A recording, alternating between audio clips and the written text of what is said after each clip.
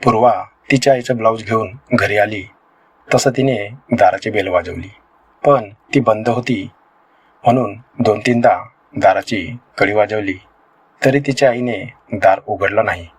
मग ती मागच्या दाराने आत आली आणि रूममध्ये तिने पाहिलं. त्यांच्याच घराशेजारी राहणारा अनुज 18 वर्षाचा मुलगा आईवर त्याचे खेळणं आत.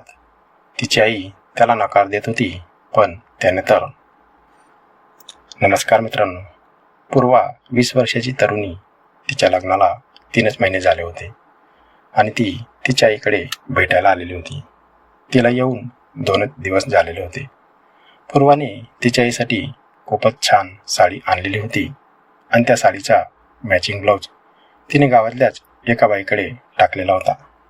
पूर्वाला अजून 2 दिवस थांबून तिच्या सासरी जायचं होतं, पण तिची इच्छा होती की तिच्या आईने तिने आणलेली साडी नेसून पाहायची होती, म्हणून तिने स्वतःच तिच्या आईचा ब्लाऊज शिवायला टाकला. दुपारी आईसोबत जेवण आटोपलं आणि ती गावात ब्लाऊज घ्यायला गेली. पूर्वाला ब्लाऊज घेऊन यायला थोडा उशीरच झालेला होता. ब्लाऊज स्वतःच घालून पाहिलं. फिटिंग वगैरे खूपच छान झालेली होती आणि आता तेच ब्लाऊज तिने आईच्या साडीवर तिला पाहायचं होतं, म्हणून ती पटकन घरी आली. बेल वाजवली, पण बेल बंद असल्यामुळे तिने 2-3दा दाराची कडी वाजवली तरीही दार उघडलं नाही. तिला वाटलं जेवण झाल्यावर आई झोपली असेल, म्हणून पाठीमागच्या दारातनं ती आत आली आणि तिच्या रूममध्ये पाहिलं तर तिच्यासोबत शेजारी राहणारा 18 वर्षाचा अनुज ते करीत होता आणि तिची आई त्याला म्हणत होती, अनुज ऐकणार रे, पूर्वा येण्यातच असेल. ती माझं ब्लाऊज घ्यायला गेलेली आहे आणि जर ती असं घरी अचानक आली तर आपल्याला पाहून काय म्हणेल. अनुज तिच्यासारख्या तिच्यावर प्रेमाने हसत म्हणाला, अहो आंटी, पूर्वा काहीच बोलणार नाही, कारण तिला माहिती आहे की तिचे वडील हयात नाही आणि आईला पण या सुखाची गरज पडते.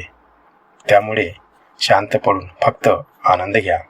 आणि अनुज तिचं ऐकतच नव्हता.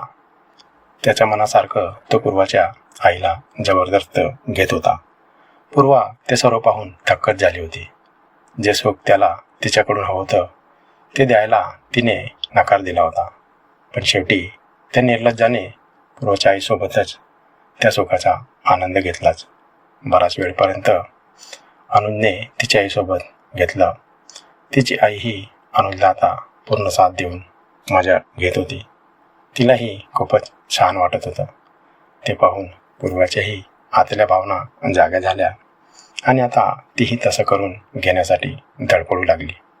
मनात विचार करीत होती, मी जर अनुजला त्यावेळेस होकार दिला असता तर त्याच्याकडून बऱ्याचदा असा आनंद तिला घेता आला असता, कारण तिचा नवरा त्याच्या इतका वेळ नव्हता.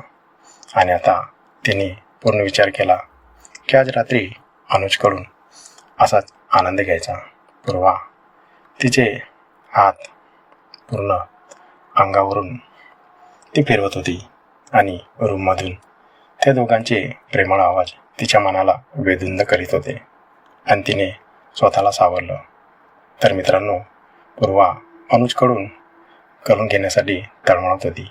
असं वाटत होतं आत्ताच त्याला घ्यावं, पण त्या दोघांचं अजून ओळखलं नव्हतं आणि ती त्याची वाट पाहू लागली. तर मित्रांनो, पूर्वा रात्री अनुजसोबत कसा आनंद घेते ते आपण पुढच्या भागात ऐकू. आणि ही कथा तुम्हाला कशी वाटली ते कमेंट करून नक्की सांगा.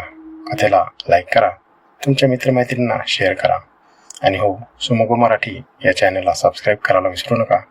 भेटूया या कथेच्या दुसऱ्या भागात.